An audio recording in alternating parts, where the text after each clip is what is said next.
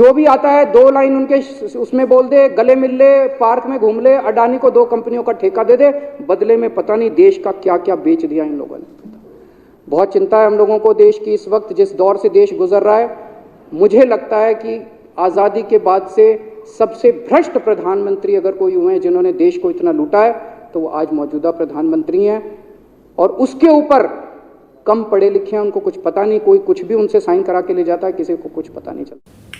नमस्कार, उम्मीद है आप लोग स्वस्थ और आनंद होंगे। मोदी जी को अडानी और अडानी जी को मोदी बताने वाली जो मशाल राहुल गांधी ने जलाई, उस मशाल को बहुत से लोगों ने अपने हाथ में ले लिया है।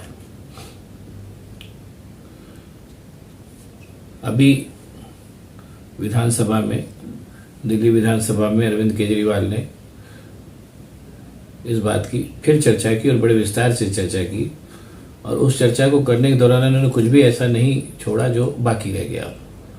उन्होंने अपने प्रधान सेवक को सबसे कम पढ़ा लिखा और सबसे ज़्यादा भ्रष्ट व्यक्ति बताया प्रधानमंत्रियों में, और ये भी कहा कि उन्होंने लगभग पूरे देश को लूट लिया है। और इतना ही नहीं, वो अडानी और मोदी दरअसल एक ही हैं, और अडानी केवल एक तरीके से उनके मैनेजर हैं, एजेंट हैं, जो मोदी जी के पैसे को मैनेज कर रहे हैं थोड़े से कमीशन के लिए, ऐसा अरविंद केजरीवाल ने कहा। और उन्होंने एक पूरी लंबी फहरिस्त गिना दी। वो फहरिस्त आजकल की तारीख में तो बच्चा बच्चा जानता है, लेकिन चूंकि चर्चा चली इसलिए मैं फिर से बता दे रहा हूँ। उन्होंने गिनाया कि किस तरीके से श्रीलंका में उन्होंने अडानी जी को ठेका दिलवाया, बांग्लादेश में ठेका दिलवाया, और राज्यों को परिपत्र जारी किया कि अडानी की खानों से निकले कोयले को 10 गुने ज़्यादा दाम पर वो खरीदे। कोयला खदानें जो है वो किसी व्यक्ति को न देने के नियम के बावजूद अडानी को कोयला खदानें दी गई और उसमें नियम बदले गए। ये और भी तमाम चीज़ें उन्होंने गिनाई कि किस तरीके से मोदी जी ने अडानी को तमाम चीज़ें दी और आगे भी देते ही चले जा रहे हैं। और वो सब तमाम चीज़ें तो बड़ी पुरानी हो गई, वो पोर्ट और क्या नाम है ये सब, और आपका ये खाने वाने जो कुछ है तो सब पुरानी बात हो गई।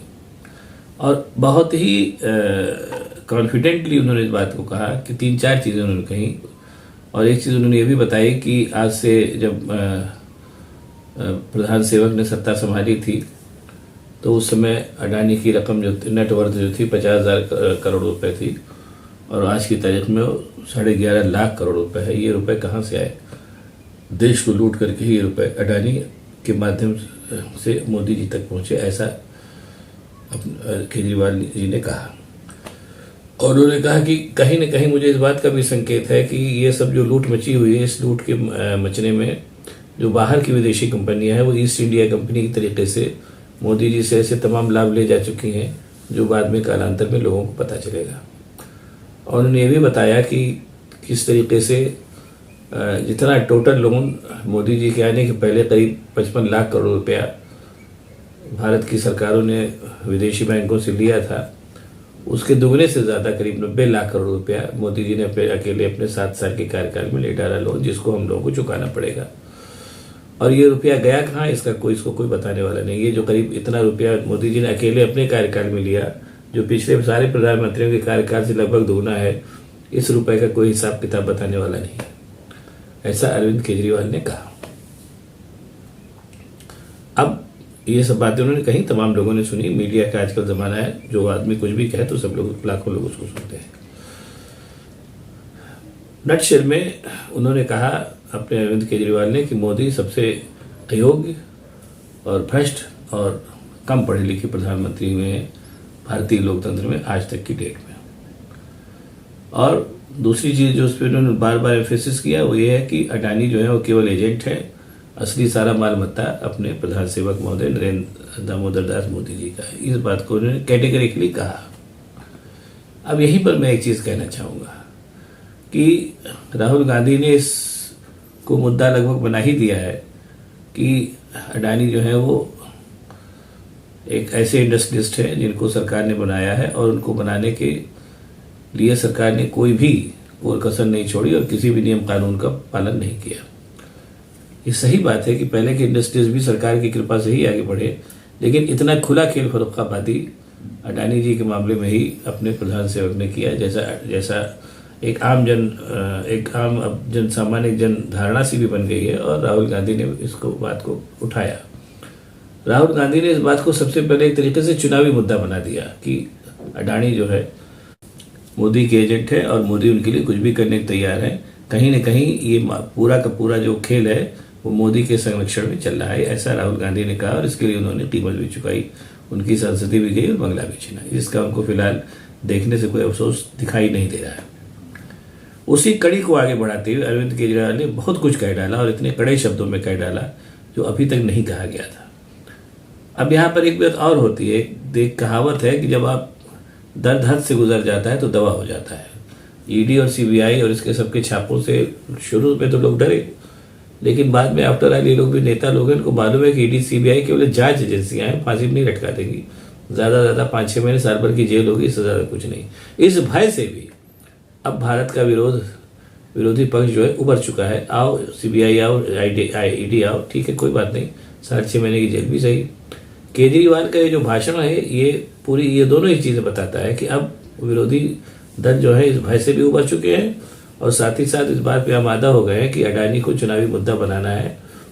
और इतने साफ शब्दों में इतने कैटेगोरिकली कहना है कि अडानी कुछ नहीं, अडानी केवल एक पपेट है जिसको नरेंद्र मोदी चला रहे हैं और वो दरअसल सारा कुछ जो कुछ है वो नरेंद्र मोदी का है, न कि अडानी का। इस बात को कहा अपने अरविंद केजरीवाल ने, और विपक्ष के तमाम नेता तरह तरह से इसी बात को कह रहे हैं। और अब कहीं से देखा जाए कि जो चाहते थे अपने नरेंद्र भाई कि अडानी चुनावी मुद्दा न बने, तो उसको अपनी हठधर्मिता से और अपनी जो भी कह लीजिए क्या नाम है, अपने सत्ता के दम्भ से उन्होंने अडानी को चुनावी मुद्दा तो बना डाला है।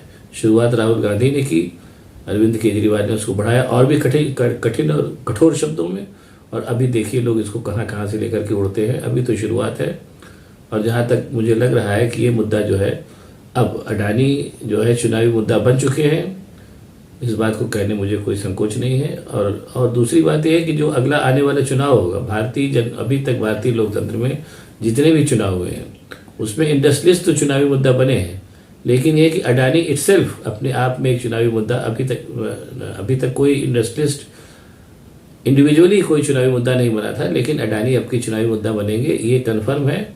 आगे आने वाला समय इसको बतावेगा, आप लोग भी देखेंगे। मैं तो बहरहाल इस नतीजे में पहुंच ही चुका हूं कि अडानी अगले चुनाव में जो बहुत से मुद्दे चुनाव में उतारे जाएंगे, उसमें अडानी जो है एक प्रमुख चुनावी मुद्दा होंगे।